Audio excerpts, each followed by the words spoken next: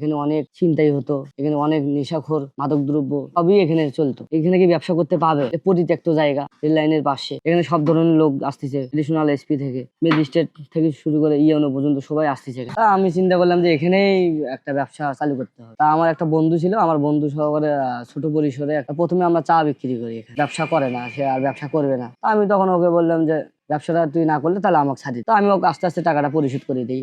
আস্তে আস্তে আমি আর একটা বড় একটা লোন করি। লোন করার পর আমার যাবতীয় জিনিসপত্রগুলো আস্তে আস্তে ম্যাটেরিয়ালস যেগুলো থাকে ওগুলো কিনি। কেনার পর আস্তে আস্তে ব্যবসাটা বড় করি। আমি ব্যবসায় যখন আসি 8,000 টাকা দিয়ে আমি ব্যবসায় ঢুকি। এই ব্যবসা একটা সৎ হালাল ব্যবসা। নিজে পরিশ্রম করতেছি, নিজে কাজ করতেছি, নিজে প্রতিষ্ঠানটা পরিচালনা করতেছি, লোকজনকে বাঁচাচ্ছি, আমি বাঁচতেছি। ভালো লাগার একটা ব্যাপার দাঁড়ায়। 2021 সালে যখন আমি একটা ছোটখাটো একটা ফুডকার্ট একটা দেখি বা নিজে একটা ফুডকার্টের একটা গাড়ি কিনছিলাম আমি। তো এই সময় গাড়িটা কেনার পর নিজে ফুচকা চটপটি এগুলো বিক্রি করি, সাথে আরো একজন স্টাফ ছিল। তো ওই সময় আসলে আমি মনে করছি যে ব্যবসাটা চালালেই চলবে। আমার মনে হচ্ছে যেহেতু নিজে সময় দিচ্ছি, নিজে আমি ভালোভাবে বাঁচতে পাবো, আর যদি একটু ডেভেলপ করতে পারি আরো ভালোভাবে বাঁচতে পারবো, লোকজনকে বাঁচাতে পারবো। তখন ওখানে ব্যবসা করতে করতে তখন আমার মাথায় খেয়াল করে যে আসলে ব্যবসাটা পরিবর্তন করতে হবে, এই জায়গায় হচ্ছে না, বড় পরিসরে যেতে হবে। জীবনে আসলে রিস্ক না নিলে তো কিছুই হবে না, ব্যবসায় তো সবসময় রিস্ক নিতে হবে। তা আমার এই রিস্ক নেওয়ার বা সাহস আছে জন্যই আমি কাজটা করছি। নিজের সাপোর্ট নিজেই ছিলাম, আমার কোনো বেকআপ ছিল না টাকা পয়সার অর্থনৈতিক ভাবে। আমার অনেক আত্মীয় স্বজন আছে, তারা আমাকে একটুকু দেখেনি। হয়েছিল যে ব্যবসাটা আসলে করতে পারবো কি পাবো না,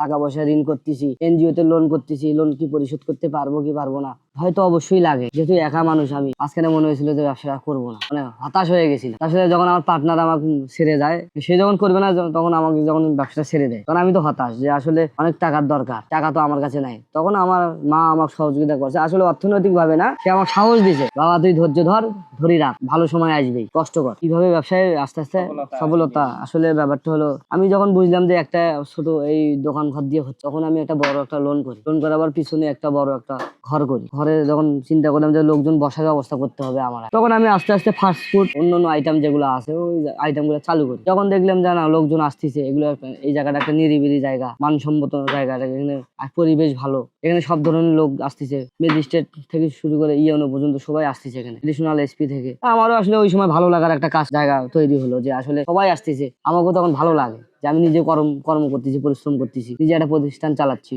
এখন আমার ব্যবসার বর্তমান অবস্থা ভালো, আমার 5টা স্টাফ কাজ করতেছে। এখন মাসে আমার আনুমানিক হচ্ছে হলো আমার স্টাফ খরচ দেওয়ার পর, দোকান খরচ দেওয়ার পর আমার এরকম 12 থেকে 13,000 বা 15,000, বা ব্যবসা ভালো হলে 16,000 পর্যন্ত আমার কোনো মাসে আমার আসেও না। বিট যায় ব্যবসা, লোকজনের বেতন দিতে আমার চলে যায়, হিমশিম খেতে হয়। এখন আমার এখানে পাওয়া যায় বার্গার, স্যান্ডউইচ, নাচো, কাটিং ফ্রাই, চাউমিন, পাস্তা, চা, কফি, ঠান্ডা জাতীয়র মধ্যে আপনার ড্রিঙ্কস যেমন আছে হচ্ছিল milkshake, lassi, cold coffee, Sharma আছে। এখানে বেশিরভাগ আসে হচ্ছিল স্কুল কলেজের ছেলে মেয়ে, বিকাল টাইমে আসে হচ্ছিল বিভিন্ন ফ্যামিলি, সুন্দরবন আসে ফ্যামিলি, সব ধরনের লোকজনই আসে।